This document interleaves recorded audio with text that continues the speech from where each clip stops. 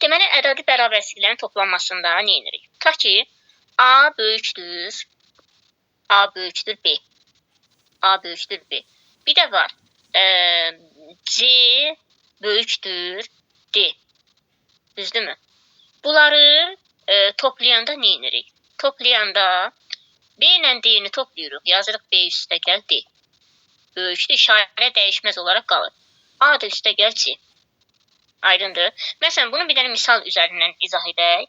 Tutaq ki, 8 böyükdür 5-dən. Bir də yazırıq. 6 böyükdür 4-dən. İndi bunu toplamaq istəyiriksə, və ya çıxmaq da istəyəndə. Toplamaq istəyiriksə, 5 üstə 4 eləcə 9 böyükdür, kiçikdir. 8 üstə 6 14-dən. Doğrudan 9 14-dən kiçikdir. Aydındır. Eyni zamanda bunun vurulması da var. Tutaq ki, nə deyək? Gəlin belə bir şey eləyək. A böyükdür B, C böyükdür D. İndi bunları vururamsa, onda vuranda nə olur?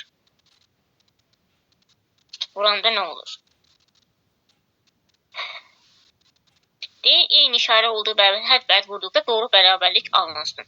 Yəni burada C böyükdür D olduqda, onda AC böyükdür, B-ni D-yə vuranda BD kiçikdir AC.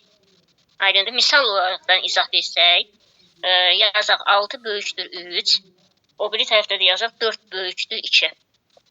Vurmasında nə olur? 2-ni 3-ə vururam 6, burada 6 4-ündə 24. 24 böyükdür 6-dan. Aydındır, çətin mövzu deyil. Sualı olan varsa versin burada, sonra ardın deyəcəm. Yoxdur ki? Yoxdur sual? Tamam. Bu mövzu burası. Yəni, hədd və hədd vuruq sadəcə böyük kiçikdir işarəsi olduğu kimi qalır. Bir də belə bir şey düşə bilər sizə. Bunu özümdən deyim. Burada deyəsən yox. Tutaq ki, verə bilər 6 böyükdür C. 6 nə idi? 6 yox. 6 böyükdür 9. 8 kiçikdir 6. 8 kiçikdir 10. 6 böyükdür 16. Belə deyək. Belə bir şey olsa, görürsünüz ki, işarələrin biri o tərəfə, biri bu tərəfədir. Bunları toplayanda bu işarəni bəs necə yazacağım? Nə edirəm?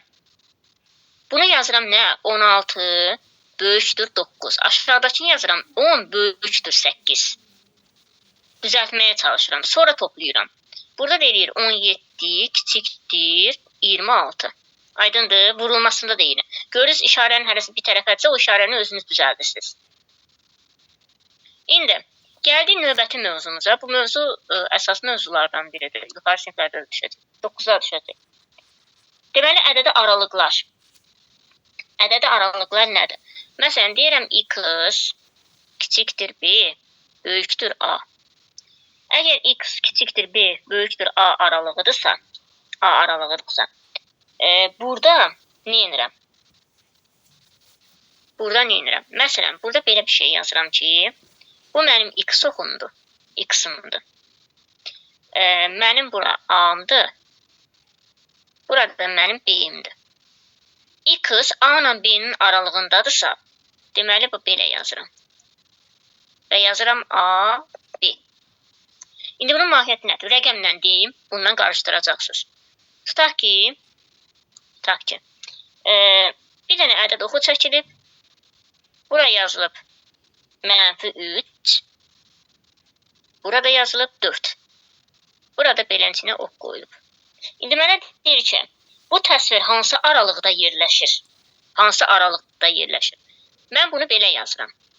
Mötərizəli yazıram. Yadınızda bir dənə onu saxlayın ki, dairədirsə, mötərizədə yazıram. Dairənin içi doludursa, kvadrat mötərizədə yazıram. Aydındır. Bunu yazıram. -3 ilə 4 aralığıdır. Yəni, -3 ilə 4 aralığındadır.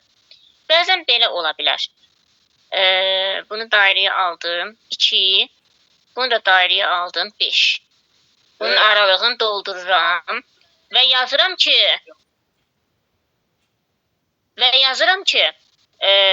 nə olur? Kvadrat mötərizənin içi olur. 2 və olur 5. Aydındır. Daxil olunur. İndi bəzən belə də ola bilər. Belə çəkirəm, bu dolu olur. yazıram 0. Bunu da boş olur, yazıram 4. Aralıqları doldururam və burada nə yazacam? Belə yox. Bunu yazacam 0. Bunu yazacam 4, amma belə formada. Aydındır. Və bu kvadratla bu mötərizələr təliyə sala bilərsiniz də, bunlara fikir verin. Bura kimi aydınsa ardını deyin. Aha. İndi məsələn, belə forması da ola bilər ki, Məsələn, bir dənə çəkərəm. Bura yaza bilərəm 6. Bu tərəfində rəqəm yazmıram. Getdi. Yəni, bu nə deməkdir? Bu o deməkdir ki, mənim 6'm var, özdə mötərizə ilə. Amma mənfi 6'dan kiçik ədədim isə bilmirəm nə qədərdir. Yəni, hara kimi gedə bilər? Mənfi sonsuzluğa kimi gedə bilər. Aydındır, mənfi sonsuzluğa kimi gedə bilər. Mənfi sonsuzluqda həmişə belə olacaq. Yəni, kvadrat kimi olmayacaq. Mənfi sonsuzluğa kimi gedə bilər. Və yaxud da belə bir şey yazıram. Yazıram 5 müsbətə doğru gedir. Yəni, o deməkdir ki, burada rəqəm qeyd eləməmişimsə, yazıram ki, 5 müsbət sonsuzluq. Müsbət sonsuzluğa doğru gedə bilər. Yəni, sonu yoxdur da, bilmirəm hansı rəqəmdə dayanacaq. Aydındır. Sonra, gəlin, məsələn üçün, mənə bir dənə misal nümunə deyir. Bir dənə misal kimi deyir. Deyir ki,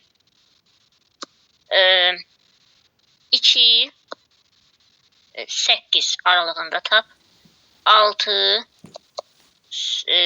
9 aralığında tap, mənfi sonsuzluq 0 aralığında tap. Bunları indi mən tapıram. Məsələn, mənə belə bir şey verilib. Mən nə edirəm? Bunu çəkirəm, yazıram 2, özdə 2 dairə boş və 8 də dolu olacaq. 8 də dolu və bunun aralığını doldururam. Məsələn, bunu yazıram nə? Boş olacaq 6, bu da boş olacaq 9 və aralığı doldururam.